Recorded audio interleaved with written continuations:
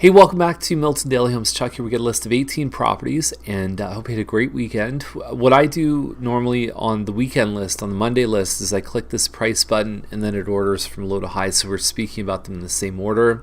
And if you want to come on a tour of homes, it's a great way to get more familiar with Milton's neighborhoods. We run them 7 days a week, and the link is just over there. So let's get to the first one, 81 Millside Penthouse 1, 259. A little bit high compared to what else is sold. It's mostly original condition in here. We've seen renovated units up in the 270s. We've also seen a little more basic models, even in the 220 to 230 range. So I think they're going to have a tough time at this price. The maintenance fee is just under $550. It includes heat, hydro, cable. So there is a lot in there. I mean, you compare this to something at $300, but it doesn't include any of that stuff.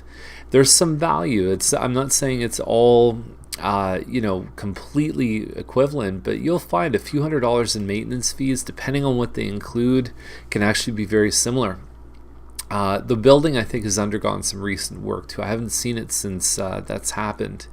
Now, Main Street is $299. It's an avocado, so it's just a bit under 800 square feet. There was another version of this home that's been hanging around. It was at $293. That would obviously be a competitor if it's still out there. And then we have this one here at unit 414, which is a much larger. Here's the other thing too, is that this one's technically a 1+1, but the agent doesn't always put the +1. So they're both 1+1s. This one's 10,000 more, but it's much larger. It's almost 1,000 square feet, and you just have to laugh. I mean, there's only one song that can truly describe how I feel about this home.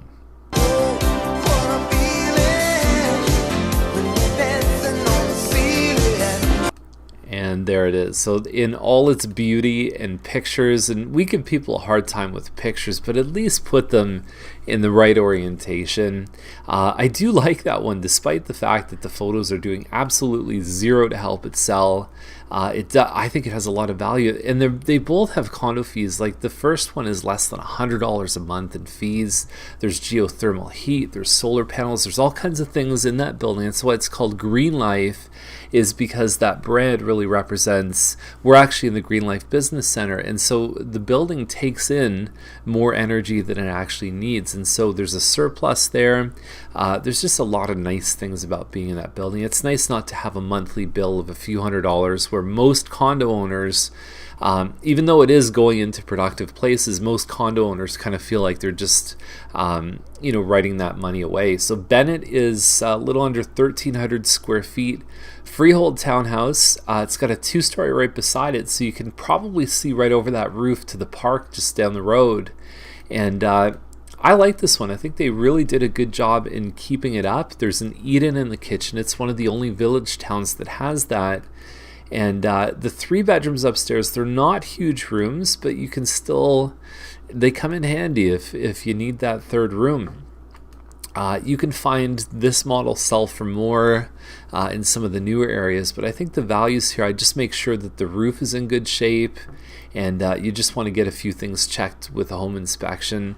If there's any exterior wood, seeing how how that's held up, because the home itself is probably getting close to about 11 years now, and that's the point where they start to need a little bit of upkeep. Now, Gleason is $419.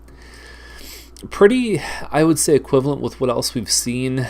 Family room in the back. You've got kitchen with the eat-in, and you've got the iron pickets, but they didn't do hardwood stairs. They've done the door insert. They've kept this one really well. I like this little bonus feature in the basement where it looks like they've spray painted up here, and they've made this a nice little living spot. Haven't finished the ceilings, but that's not really a big deal to do. Great for kids though. You've got finished walls. It looks like you've got some carpet here that's done. I like it. I think it's pretty good. There's a lot of stuff in that. Townhouses in like the 420 to 440 range. I find a lot of them that come out, I'm just kind of going, it's okay. If it's to your taste, it's fine. But I like that one. I like the way it looks. And you can walk to a fair bit of stuff too, the Metro, the Starbucks, get some Chinese food and so on. Now this one on Thompson's $419. It's a semi-detached, almost 1,600 square feet. And it's a little plain inside, but I think if you just put some flooring and maybe a bit of paint, you could really find yourself on the receiving end of a pretty good deal. I've seen this size of home sell maybe on quieter streets with a few more upgrades, but we've seen it for 40, 450 and higher. Now, let me tell you something about living on Thompson. So you're obviously going to get the road noise, which can be something a lot of people don't like, but you're actually in a quiet little cutaway off the main road, and so I think the home is one of these ones here. You only really have about 12 neighbors on this whole street, so you don't get a lot of drive-by traffic. I see kids playing hockey and playing basketball outside their homes. So the noise is one issue. The second one is that if you have company over, this is considered a fire route. So you really can't park cars here. You can't have a car parked on your curb outside of this home. So your guests basically have to drop their food off and then have to drive, and they usually end up parking on Yates or one of the side streets, which is probably not ideal. If you can live with those two things, I think you're getting a very good home for the money. This one on Hobbs is 429.8. It's about 1692 square feet. It's a good layout, open concept, 3 good sized rooms upstairs. It just doesn't really blow me away for the price. It just seems like, yeah, it's kind of where other ones are selling. It doesn't have a lot of real uniqueness to it. There's nothing that really stands out, but there's also nothing that's wrong. So Mackenzie is 429. We've seen backsplits in this area in Dorset Park sell for even more than 450. So seems like a decent price. If the home's in good shape, it's probably not too bad. They replaced the cupboards, but they've got like mismatched appliances. They've got dishes in the sink. They could have taken this stuff down. So some of this stuff, it's like once they get rid of all their things, what's left over? Like what's the real truth about this home? And it's hard to tell. I can't really give you a lot of opinion about this one. It seems decent for the price based on everything there, but the photos again are not really blowing you away. Bustle, there's another one on Bustle here, 434.9, and townhouse, kind of the same layout as Gifford. It's a little bit bigger than Gifford, and obviously they're asking more. 127 feet deep is a very positive thing. There is a possibility some parts of Bustle have deeper lots because they back onto the train. Jervis is 439. So this one here, it's tough because one of the best features is it's a townhouse with a double car garage, and I don't think they showed any of that stuff. That's the doorway to get to your double car garage, and it's a little under 1,600 square feet. It's only got the 2 bedrooms, and I think they're aiming a little bit high based on there was this model that sold like last year at like 370, and they've gone up since then, but I can't believe that they didn't showcase the double garage, which is the big thing with this one, because nobody's going to pay $440 for a 3-story townhouse on its own. I mean, you can find those. The Mattamy ones are, $350 or so. So Holly is $450, and seems a little bit high. I mean, they've done some upgrades in this home. I mean, butcher block counter, you've got a little bit of datedness to it. But I think that the thing I'm just not clear about is how the lot would affect the value. If that's the case, if they've got a big backyard, they probably have a bit of a premium going on. But Holly gets traffic too. There's a lot of cars driving by this home. Bronte, again, on a busier street, 485, 66 by 118. And it's got a lot of charm. The pictures are blurry, unfortunately, but it certainly looks like they've done a lot of work in here. And I got to figure that this one seems to be priced pretty well. Detached, there's I believe a builder is putting in 2 semis just down the road. And so you're seeing some development along Bronte that even the lot on this one has a pretty good amount of value. I bet you the lot's probably worth $350 or up. So Weller Crossing's the next one, 514.9. Oh, the one concern I'd have about 23 Bronte is just see what's happening across the street, because there's a lot of development on the west side of Bronte, and you're probably walking distance to the LCBO if that's important to you. That was the other thing I wanted to add.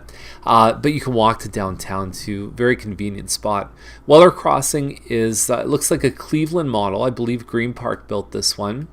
Front living dining, then you have your kitchen open up to the family room. 4 bedrooms upstairs. They're not huge rooms, and then you have a finished basement. $515 to me seems like it's a good deal. Turner, you can get up, $20,000 more, and you get something like this with the double car garage. You get slightly bigger, and it looks like since the last time they listed this home, they did some work in the kitchen. You've got some pot drawers here, but I think they painted the cabinets. They might have put in some stainless steel.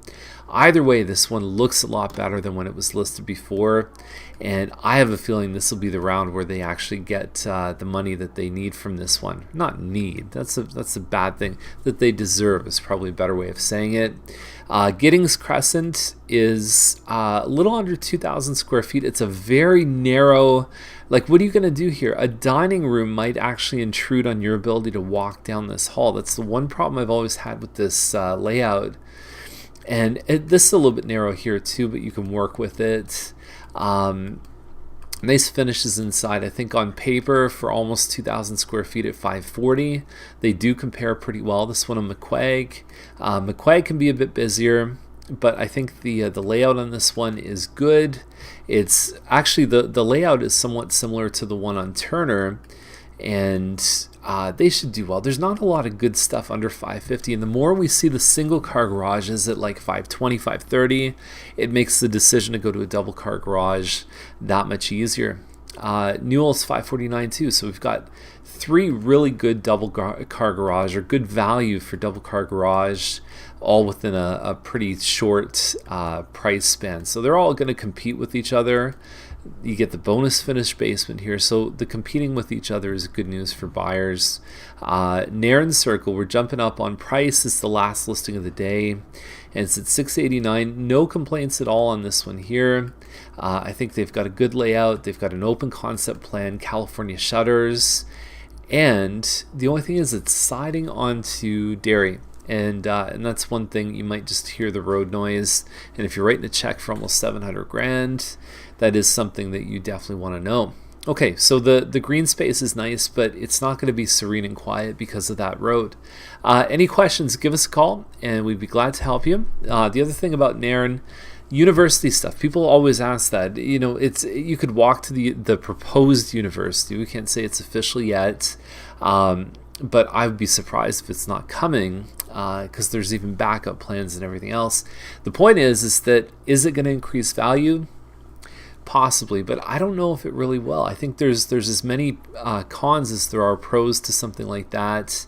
If you want more details, send me an email and we can have a conversation. So have a great day, and like I said, reach out to us if you need any help, and we'll see you tomorrow with more Milton Daily Homes.